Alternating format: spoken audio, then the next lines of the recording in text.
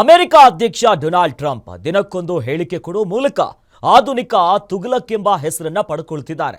ಕಳೆದ ಬಾರಿ ನರೇಂದ್ರ ಮೋದಿ ನನ್ನ ಬೆಸ್ಟ್ ಫ್ರೆಂಡ್ ಅಂತ ಹೇಳ್ತಿದ್ದಂತ ಟ್ರಂಪ್ ಈ ಹೌಡಿ ಮೋದಿ ಎನ್ನುವಂತ ಕಾರ್ಯಕ್ರಮ ಮಾಡುವ ಮೂಲಕ ಭಾರತ ಮತ್ತು ಅಮೆರಿಕ ಸದಾ ಭಯೋತ್ಪಾದನೆಯ ವಿರುದ್ಧ ಇದೆ ಅನ್ನುವಂತ ಸಂದೇಶವನ್ನ ಕೊಟ್ಟಿದ್ರು. ಆದ್ರೆ ಈ ಬಾರಿ ಟ್ರಂಪ್ ವರಸೆ ಕಂಪ್ಲೀಟ್ ಚೇಂಜ್ ಆಗಿದೆ. ದಿಢೀರಂತ ಪಾಕ್ ಮೇಲೆ ಪ್ರೀತಿ ಮೂಡಿದೆ. ಟ್ರಂಪಿಗೆ ಏನಾಯ್ತು? ಪಾಕಿಸ್ತಾನದ ಮೇಲೆ ಈಗ ಲವ್ ಆಗಿರೋದು ಯಾಕೆ ಅಂತೀರಾ? ಈ ಸ್ಟೋರಿ ನೋಡಿ. I am a big fan of Hindu and I am a big fan of India. Big fan.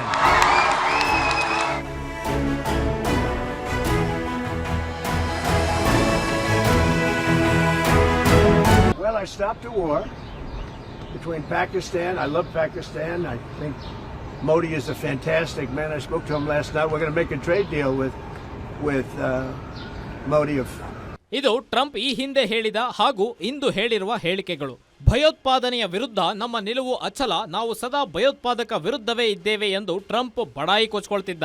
ಒಂದು ಸಮಯದಲ್ಲಿ ಭಾರತದ ಮೇಲೆ ಪಾಕಿಸ್ತಾನ ದಾಳಿ ಮಾಡಿದರೆ ನಾನು ಅದನ್ನ ಧ್ವಂಸಗೊಳಿಸುತ್ತೇನೆ, ಕಾರಣ ನಾನು ಭಾರತವನ್ನ ಪ್ರೀತಿಸುತ್ತೇನೆ ಎಂದು ಹೇಳಿಕೆ ಕೊಟ್ಟಿದ್ದ ಇದೇ ಟ್ರಂಪ್ ಮನೆಯಲ್ಲಿ ಈಗ ಏನೆಲ್ಲ ನಡೆಯುತ್ತಿದೆ ಗೊತ್ತಾ?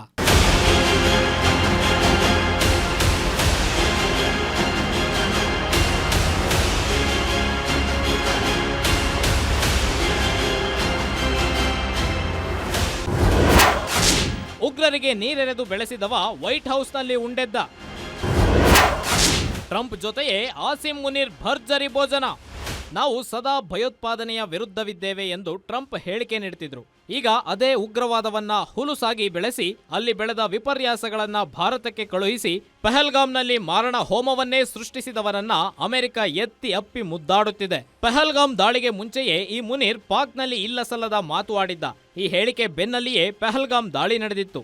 ಇದೇ ವಿಷಸರ್ಪಕ್ಕೆ ಈಗ ಟ್ರಂಪ್ ಹಾಲೆರೆಯುತ್ತಿದ್ದಾರೆ. ವೈಟ್ ಹೌಸ್ಗೆ ಕಳುಹಿಸಿ ತಟ್ಟೆ ಹಾಕಿ ಊಟ ಉಣಿಸುವ ಮಟ್ಟಿಗೆ ಅವರೊಂದಿಗೆ ಆಪ್ತತೆ ಬೆಳೆಸಿಕೊಂಡಿದ್ದಾರೆ. ಇದೇ ಮೊದಲ ಬಾರಿಗೆ ಆರ್ಮಿ ಚೀಫ್ಗೆ ಲಂಚ್. ಭಾರತಕ್ಕೆ ಏನು ಸಂದೇಶ ನೀಡಿದ್ರು ಡೊನಾಲ್ಡ್ ಟ್ರಂಪ್? ವೈಟ್ ಹೌಸ್ನಲ್ಲಿ ಪಾಕ್ ಸೇನಾ ಮುಖ್ಯಸ್ಥರಿಗೆ ಭೋಜನ ಕೂಟ ಏರ್ಪಡಿಸಿದ್ದು ಇದೇ ಮೊದಲೇನಲ್ಲ. ಇಲ್ಲಿಯವರೆಗೆ 3 ಪಾಕಿಸ್ತಾನದ ಆರ್ಮಿ ಮುಖ್ಯಸ್ಥರಿಗೆ ಅಮೆರಿಕದ ಅಧ್ಯಕ್ಷರ ಮನೆಯಲ್ಲಿ ಭೋಜನ ಕೂಟ ಏರ್ಪಡಿಸಲಾಗಿತ್ತು. ಜಾನ್ ಎಫ್ ಕೆನಡಿ ಅಧ್ಯಕ್ಷರಾಗಿದ್ದಾಗ ಆಯೂಬ್ ಖಾನ್, ರೇಗನ್ ಅಧ್ಯಕ್ಷರಾಗಿದ್ದಾಗ ಜಿಯಾ ಉಲ್ ಹಕ್ ಮತ್ತು ಜಾರ್ಜ್ ಬುಷ್ ಅಧ್ಯಕ್ಷರಾಗಿದ್ದ ವೇಳೆ ಪರ್ವೇಶ್ ಮುಷರಫ್ಗೆ ಭೋಜನ ಕೂಟ ಏರ್ಪಡಿಸಲಾಗಿತ್ತು. ಆದರೆ ಅಲ್ಲಿ ಒಂದು ವ್ಯತ್ಯಾಸವಿತ್ತು. ಈ 3 ಪಾಕಿಸ್ತಾನದ ಮೇಲೆ ಸೇನಾಡಳಿತ ಹೇರಿ ಅಲ್ಲಿನ ಅಧಿಕಾರವನ್ನ ತಮ್ಮ ಕಪಿಮುಷ್ಟಿಯಲ್ಲಿಟ್ಕೊಂಡಿದ್ರು. ಅವರು ಪಾಕಿಸ್ತಾನದ ಅಧ್ಯಕ್ಷರಾಗಿ ಪ್ರಧಾನಿಗಳಾಗಿ ಅಮೆರಿಕಕ್ಕೆ ಭೇಟಿ ನೀಡಿದ್ರು. ಆದರೆ ಇದೇ ಮೊದಲ ಬಾರಿ ಪಾಕ್ನ ಸೇನಾ ಮುಖ್ಯಸ್ಥರನ್ನ ಕರೆದು ಉಣಿಸಿ ತಿನಿಸಿ ಕಳುಹಿಸಿದ್ದಾರೆ ಡೊನಾಲ್ಡ್ ಟ್ರಂಪ್.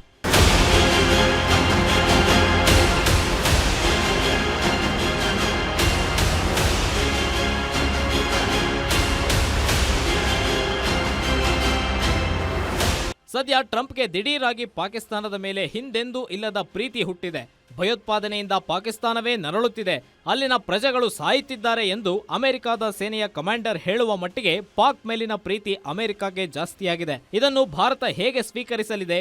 ಭಾರತದ ಮುಂದಿನ ರಾಜತಾಂತ್ರಿಕ ನಡೆ ಏನಾಗಲಿದೆ ಎಂಬುದನ್ನು ಕಾದು ನೋಡಬೇಕಿದೆ. Gopal Kulkarni, news desk, Guarantee news.